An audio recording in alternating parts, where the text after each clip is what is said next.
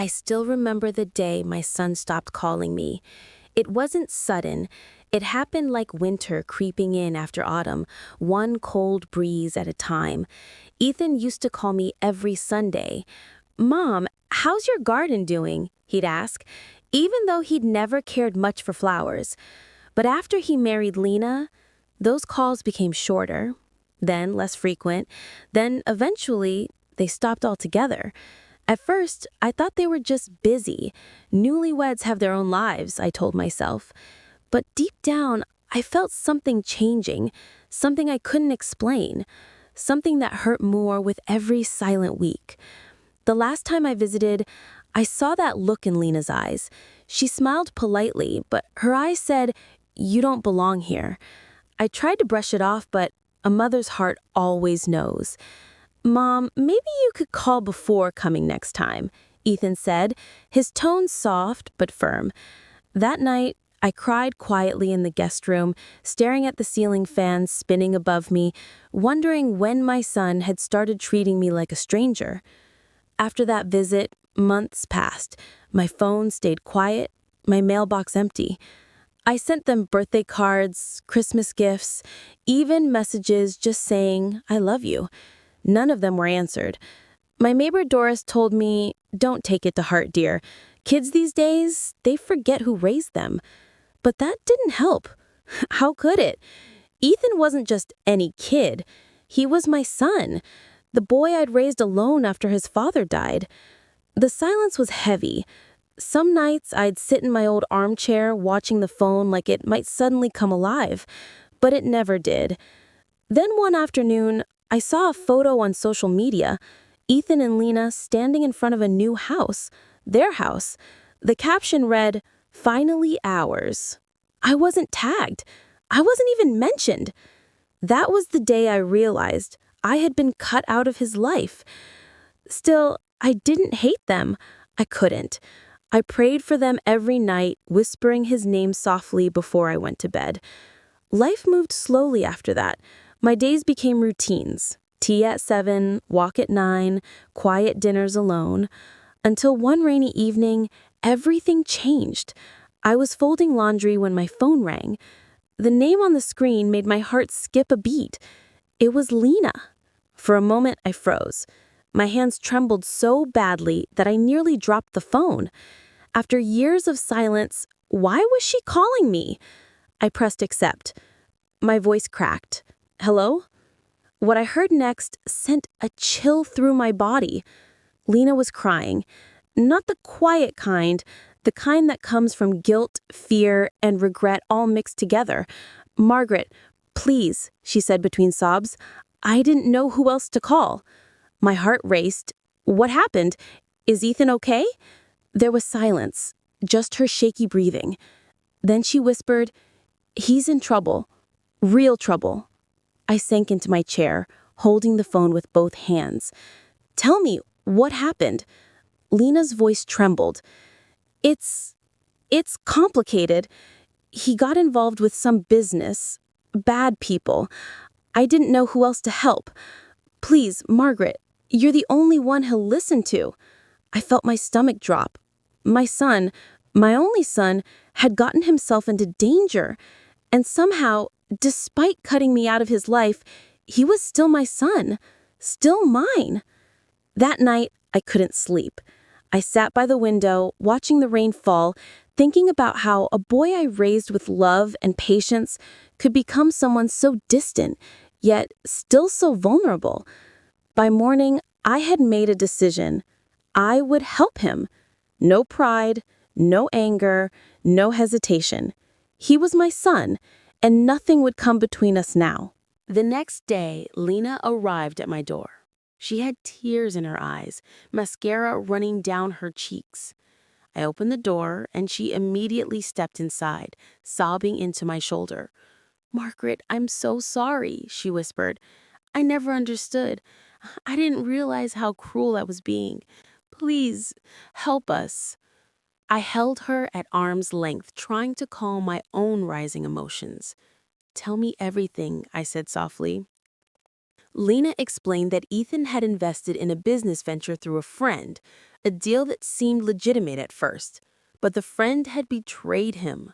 Now Ethan owed more money than he could ever repay, and the authorities were involved. My heart ached for him. All those years, all that distance, and now he was facing something that could destroy him. Why didn't he call me? I asked Lena, though I already knew the answer. Pride, shame, the same feelings that had made him shut me out all these years.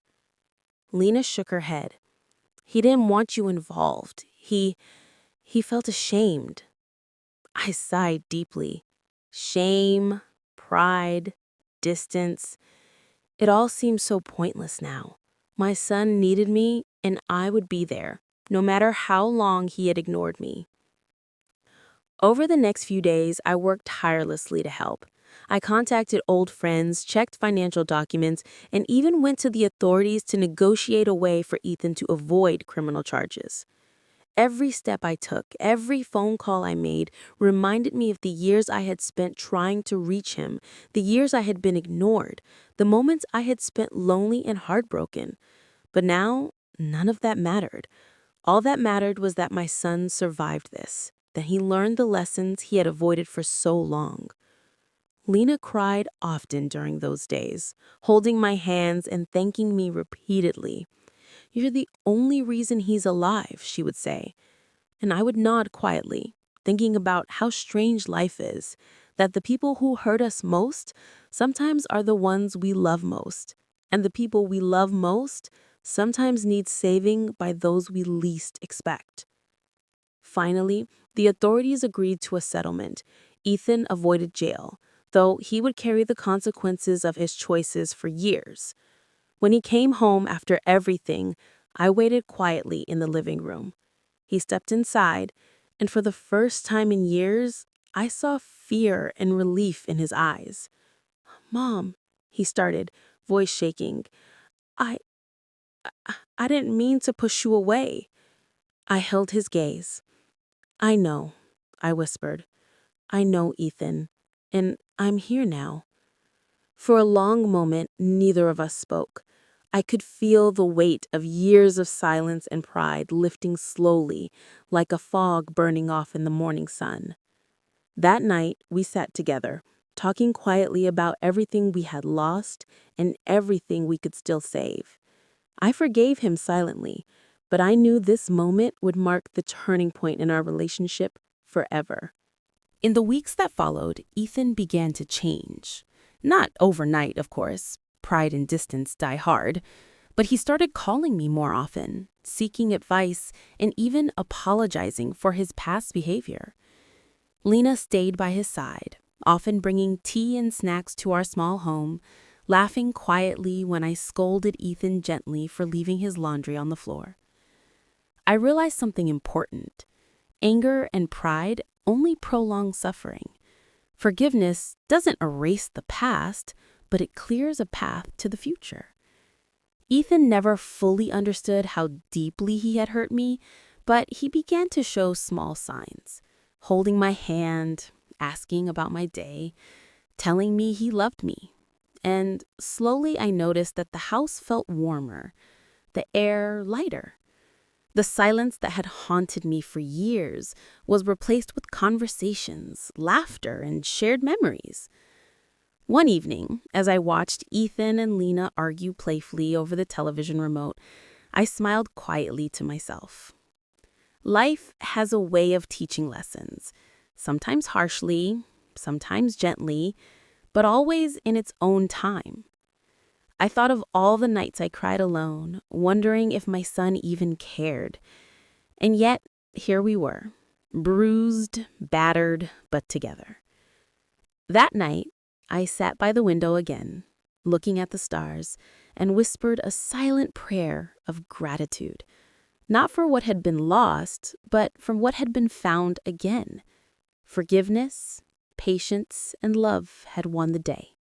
Months passed, and our relationship strengthened. Ethan never repeated his past mistakes, and Lena became a true ally, apologizing to me often for her own behavior. Then one day, I received a letter from a lawyer. My late husband's old business partner had left a significant inheritance for me, money I hadn't expected. The timing felt almost poetic. After years of rejection and loneliness, I now had the means to secure not only my life, but also the stability of the son who had once turned away from me. I didn't flaunt it. I quietly settled debts, helped friends in need, and ensured Ethan had a fresh start with his career. One evening, Ethan sat beside me and said, "Mom, I don't deserve you. I thought I could live without you, but I was wrong." I smiled softly. "Ethan, you're my son. Love isn't something you earn. It's something I always had for you." And in that moment, all the pain, the tears, and the years of silence faded. What remained was understanding, respect, and an unbreakable bond. I learned that even when those we love turn away, hope remains. And sometimes the ones who hurt us the most are the ones who need us the most. A lesson of life, love, and redemption. Now, when I see Ethan laugh and speak openly to me, I know that family, patience, and forgiveness are stronger than pride, mistakes, and silence. Life had tested us, but we survived. And in the quiet moments, I realized sometimes the heart knows how to forgive before the mind even understands.